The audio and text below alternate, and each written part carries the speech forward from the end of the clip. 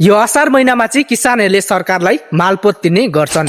मालपोत भनेको चाहिँ किसानहरूले बसोबास गरेको घरभिट्टा खेती गरेको खेतको करलाई चाहिँ मालपोत भन्ने गरिन्छ।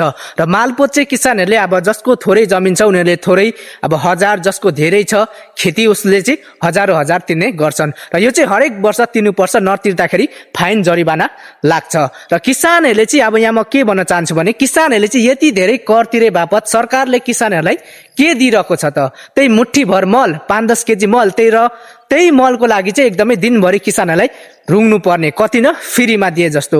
र यो मलको चाहिँ अब अनिकाल हाहाकार यो खेती गर्ने बेलामा एक वर्षको समस्या होइन, यो हरेक वर्षको समस्या हो। यहाँनिर चाहिँ सरकारले एकदमै लापरवाही देखाइएको छ। किनभने अब एक वर्ष लु मान्यौ मलको हाहाकार भयो अरे, अनिकाल भयो अरे खेती गर्ने बेलामा, तर त्यति बेलै सरकारलाई त सचेत हुनुपर्ने र अर्को वर्ष आगामी वर्षमा चाहिँ यतिखेर किसानहरूलाई मल चाहिने रहेछ, मलको हाहाकार हुन्छ, त्यति बेला सरकारले मलको बन्दोबस्त गर्ने हो, व्यवस्था गर्नुपर्ने हो, किसानहरूलाई दिनुपर्ने हो। तर छैन, हरेक वर्ष खेती गर्ने बेलामा किसानहरूले मलै पाइरहेको छैनन्। पाइरहेको छ भने त्यही 5-10 केजी मल, र त्यो मल लिन जाँदैन पनि किसानहरूले, यत्तिकै बरु रोपिदिने गर्छन्। र यहाँ चाहिँ मलमा मात्रै समस्या छैन किसानहरूको लागि, हरेक कुरामा अब यसपालि ट्र्याक्टर 3000 रुपियाँ प्रति घण्टा छ, सरकारले त्यसमा पनि छुट गराइदिँदा हुने हो, तर छैन।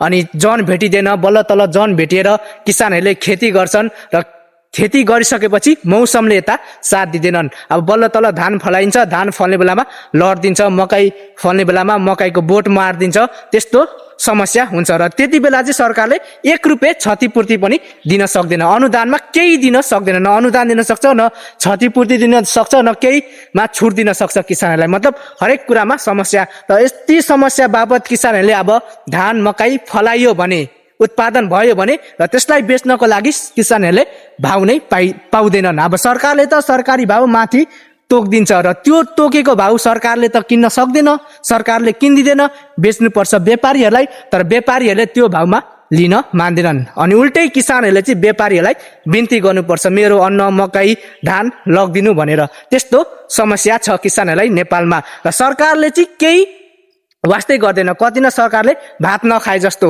अब भात खाएपछि त सरकारको ज्ञान बुद्धि अकल हुनुपर्ने, हामीले किसानले फलाएको भात खाइरहेको छौँ, यो भात किसानले फलाउँछन्, किसानद्वारा हामीलाई मिलिरहेको छ, किसानहरूलाई केही सेवा सुविधा दिनुपर्छ, ध्यान पुर्याउनु पर्छ, तर केही छैन, सरकारले केही किसानतर्फ ध्यान पुर्याएको छैन, केही सेवा सुविधा दिएको छैन। र यस्तै पारा हो भने किसानहरूले चाहिँ अब नेपालमा खेती नगर्दा हुन्छ, यत्तिकै खेतबरु बाजो राखिदिँदा हुन्छ, यति साह्रो कर तिर्ने के गर्ने, तर सरकारले चाहिँ केही सुविधा नदिने। र यसको बारेमा चाहिँ